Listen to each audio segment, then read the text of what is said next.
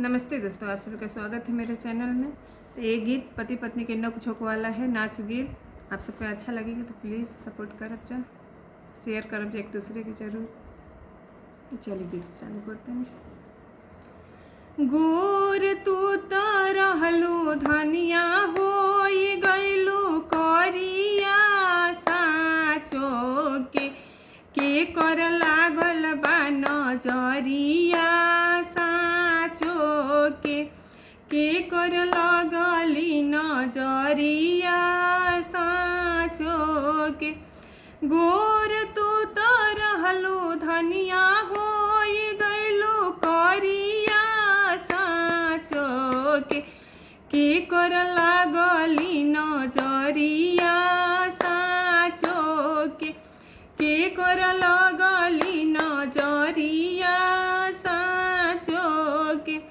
गोर हम तो रहनी सैया होई गइनी करिया साचो के लागल सासू के नजरिया साचो के।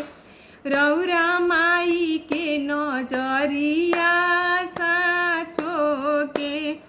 गोर तू तो रहलू धनिया होई गइलू करिया साचो के कर लागल बा नजरिया साचो के कर लागल बा नजरिया साचो के। गोर हम तो रहनी सैया होई गइनी करिया साचो के लागल गोतिन के नजरिया साचो के लागल गोतिन के नजरिया साचो के।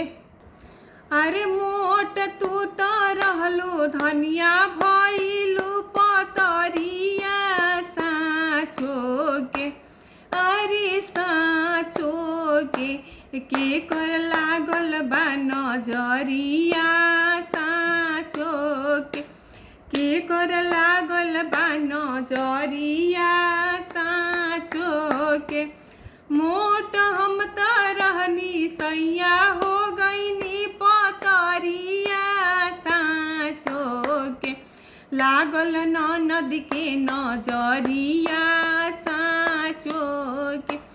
रौरा बहिनी के नजरिया साचो के।